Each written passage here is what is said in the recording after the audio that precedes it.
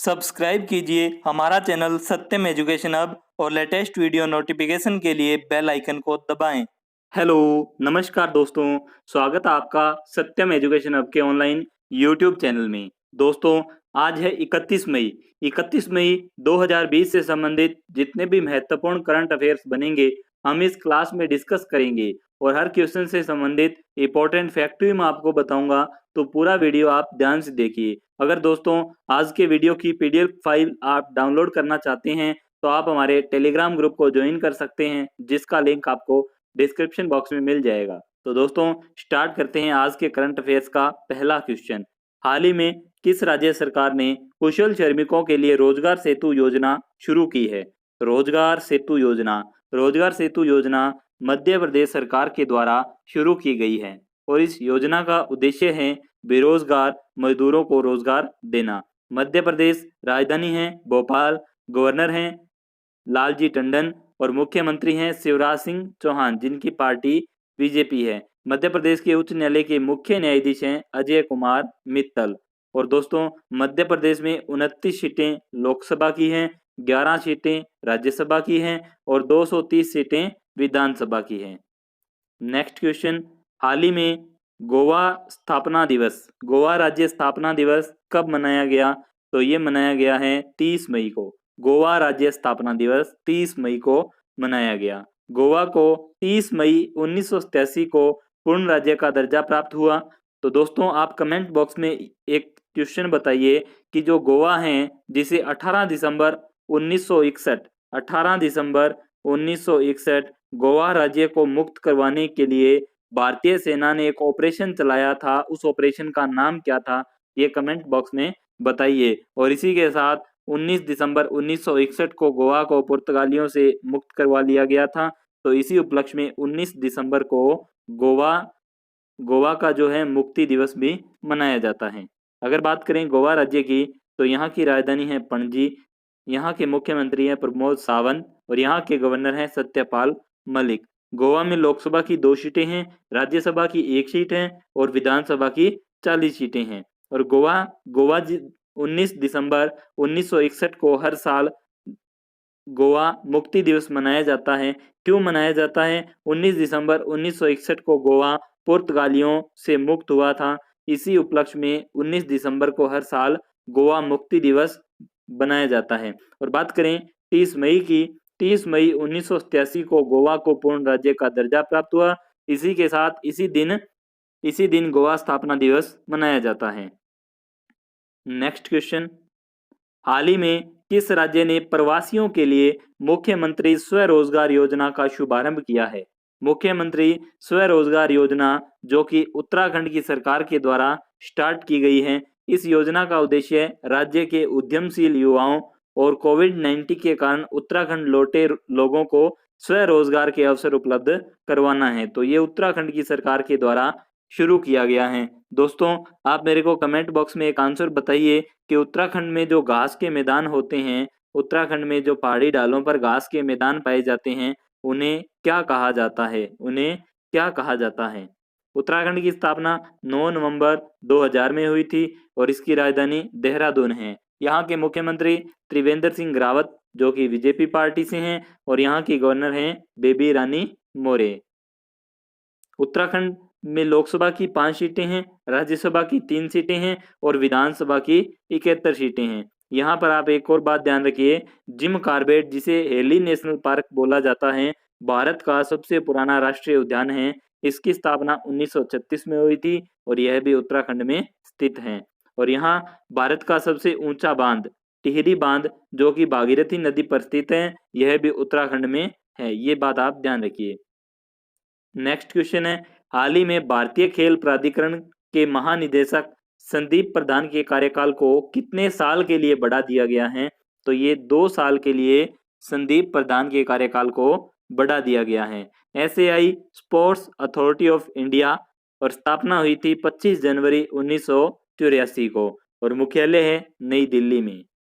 Next question है, हाल ही में कहां पर मिसाइल पार्क अग्निप्रस्थ की आधारशिला रखी गई है?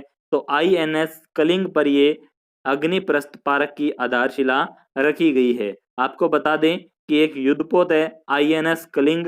इस पर स्कूली बच्चे व नौसेना में जो भर्ती हैं उनके परिवारों को विभिन्न प्रकार की मिसाइलें जो होती है उनके दर्शन करवाना।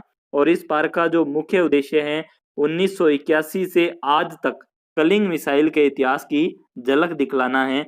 ये INS कलिंग, इस पर इसकी आधारशिला रखी गई है। इसकी आधारशिला है आंध्र प्रदेश के विशाखापट्टनम में स्थित नवल बेस INS कलिंग में मिसाइल पार्क अग्निप्रस्थ की आधारशिला रखी गई है। INS क्या है? तो INS है Indian navy ship. Next question है, हाल ही में विश्व तंबाकू निषेध दिवस कब मनाया गया? तो वर्ल्ड नो टोबैको डे है जो 31 मई को मनाया जाता है। देखिए मई की 1 तारीख होती है, 1 मई को मजदूर दिवस मनाया जाता है और 31 मई को तंबाकू निषेध दिवस मनाया जाता है। 1987 में इसे मनाने की घोषणा WHO के द्वारा की गई थी, ये बात आप ध्यान रखिए। और इसका जो उद्देश्य है तंबाकू के सेवन से खतरों से लोगों को जागरूक करने के लिए इसे मनाया जाता है। इसे मनाने की घोषणा WHO ने की थी। और अगर बात करें 2020 की थीम की, तो युवाओं को इंडस्ट्री के हथकंडे से बचाना और तंबाकू और निकोटीन के सेवन से रोकना, ये बात आप ध्यान रखिए। नेक्स्ट क्वेश्चन है, हाल ही में किसे इंडिगो के स्वतंत्र निदेशक नियुक्त किया गया है? इंडिगो के स्वतंत्र निदेशक नियुक्त किया गया है वेंकट रमनी सुमंत्रण को। वेंकट रमनी सुमंत्रण को। इंडिगो एयरलाइंस भारत की एयरलाइंस कंपनी है। स्थापना 2006 में हुई थी। मुख्यालय गुरुग्राम हरियाणा में है। चेयरमैन है दामोदरन और CEO है रोनो दत्ता। नेक्स्ट क्वेश्चन है, हाल ही में किस देश ने ब्रिक्स के टैक्स प्राधिकारियों की प्रमुख बैठक की मेजबानी की? ब्रिक्स के टैक्स प्राधिकारियों के प्रमुख बैठक की जो मेजबानी है वो रूस के द्वारा की गई थी, रूस के द्वारा। अगर बात करें ब्रिक की, तो यह 5 देशों का समूह है। पहले इसे ब्रिक के नाम से जाना जाता था, लेकिन 2010 में दक्षिण अफ्रीका, साउथ अफ्रीका इसके साथ जुड़ गया, तब से इसका नाम बन गया ब्रिक्स। B से ब्राजील, R से रूस, I से इंडिया, C से चाइना और S से साउथ अफ्रीका। इसकी स्थापना जून 2006 में हुई थी। मुख्यालय इसका शंघाई चीन में है और इसके अध्यक्ष हैं KV कामत।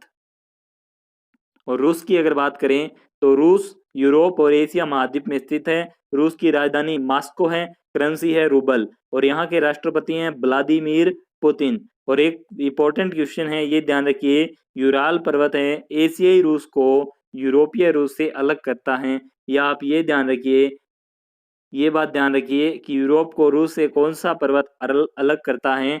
तो यूराल पर्वत। और रूस की संसद का नाम ड्यूमा है। नेक्स्ट क्वेश्चन है, हाल ही में डोपिंग टेस्ट में फेल होने पर वाडा ने किरणजीत कौर पर कितने साल का बैन लगाया है? वाडा ने किरणजीत कौर पर 4 साल का बैन लगाया है, 4 साल का। और बात करें किरणजीत के बारे में, तो किरणजीत कौर भारत की लंबी दूरी की धाविका है। वाडा, किसी भी खेल में डोपिंग का प्रयोग ना किया जाए, इसकी देखरेख के लिए एक वर्ल्ड एंटी डोपिंग एजेंसी का गठन किया गया है। इसकी स्थापना 10 नवंबर 1999 में हुई थी। अध्यक्ष है इसके जॉन फाहे और इसका मुख्यालय है मॉन्ट्रियल, कनाडा में। नेक्स्ट क्वेश्चन है, हाल ही में भारतीय अर्थव्यवस्था कितने प्रतिशत पर आकर 11 सालों के निचले स्तर पर पहुंच गई है? तो 4.2% पर आकर भारतीय अर्थव्यवस्था पिछले 11 सालों में सबसे निचले स्तर पर पहुंच गई है, ये ध्यान रखिए। नेक्स्ट क्वेश्चन है, किस राज्य ने राज्य स्वास्थ्य रजिस्टर परियोजना शुरू करने का प्रस्ताव रखा है? राज्य स्वास्थ्य रजिस्टर परियोजना शुरू करने का प्रस्ताव रखा है कर्नाटक ने। और इस परियोजना का उद्देश्य रजिस्टर में अपने सभी नागरिकों के स्वास्थ्य डेटाबेस को बनाए रखना है। कर्नाटक की राजधानी बेंगलुरु है और यहाँ के मुख्यमंत्री है BS येदियुरप्पा, बीजेपी पार्टी से हैं। गवर्नर है वजुभाई वाला और इसरो का मुख्यालय बेंगलुरु में है, ये ध्यान रखिए। और कर्नाटक के उच्च न्यायालय के मुख्य न्यायाधीश हैं अभय श्रीनिवासन ओका।